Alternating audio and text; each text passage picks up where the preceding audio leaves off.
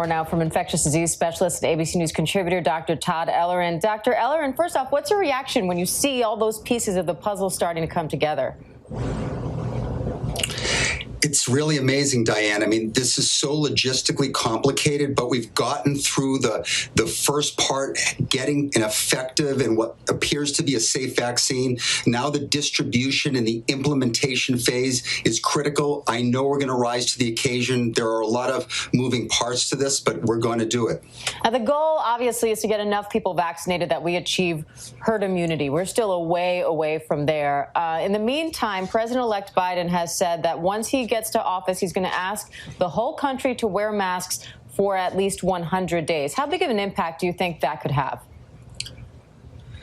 This does put a smile on my face, I have to say. I mean, this is the type of national guidance that we really need, because masks can't be optional. We know through many studies now that masks reduce transmission by as much as 70%. We know the parts of the country that are masked the most have less impact from COVID-19. Not that they're not getting affected, but certainly to a less degree. So I think this is very important. I actually think masks are going to be needed beyond the 100-day period, but that remains to be seen. I think it's good to take small chunks, and I really like what I'm hearing. Masks are going to be very important for 2021. And we should add, the CDC also just issued new guidelines saying that people should wear masks indoors everywhere at all times other than when they're at home, essentially. So they are also stepping up their guidance there. But when you look, I want to go back to the vaccine distribution. When airlines and distribution centers, they're all getting ready to ship out this vaccine once it's approved. What risks are there when it comes to transporting something like this, particularly with the temperature requirements? And what's the most important thing to keep this vaccine safe?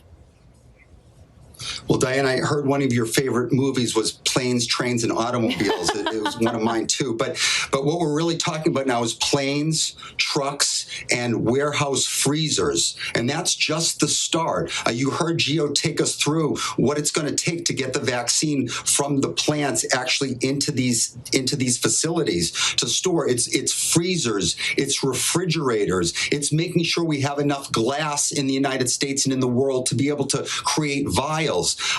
But we've heard from Pfizer that they're going to have very, high-tech GPS monitors that are going to be able to tell where these vaccines are and what the temperature is precisely. So, again, I think that the infrastructure is there. It is true this is a Herculean task, but I do believe that we're going to do this, and we're going to do it right. Doesn't mean that everything's going to be perfect, but we're going to be transparent, and our patients are going to get the vaccines that they need to ultimately end this epidemic. Now, we've been assured at this point that the vaccine will be safe, and that, of course, is why the FDA is taking the time to go through the approval process that it's going through right now. But is there anyone in particular who should be more concerned than others?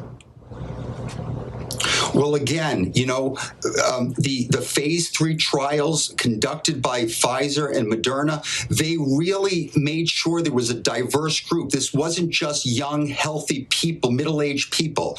There's a broad range, elderly, patients with chronic conditions. These made up close to 40% of these clinical trials. So right now, there is really no one, no adult at least, that we're going to be saying should not take this vaccine. Children are going to come next, and believe me, the vaccines will be okay in that group as well, but we need to trial them, and that's going to be going on in 2021. So right now, immunocompromised patients, they should be, really near the front of the line as far as people who want to take this vaccine, because they're at higher risk for severe outcomes. It's interesting you say that, because I got a question on Twitter from someone asking about people who are immunocompromised and how a vaccine can help someone whose immune system is compromised. Can you just briefly explain that? Sure, and just remember, we're not dealing with a live virus vaccine. This is not that. The first two, Pfizer, Moderna, these are messenger RNA vaccines, so they just have that genetic sequence. It's the step right before it makes the body produce that spike protein, and then what happens after you inject that is that the spike protein is created in the body, and then our immune system revs up, and it's targeted against that spike. And what what it does is it doesn't allow, ultimately, if you're infected with COVID-19, you already have antibodies that are then going to bind to the actual virus, that key that enters the lock. And what happens is you can picture a molecular cap going over it. Now the key can't enter the lock and it can't enter the cells, and that's how it works. And we have to hear more about how well it works in different populations, and that remains to be seen. But my guess is it's going to be working well in a broad range of population. All right, Dr. Todd Ellering, we appreciate your time as always. Thank you.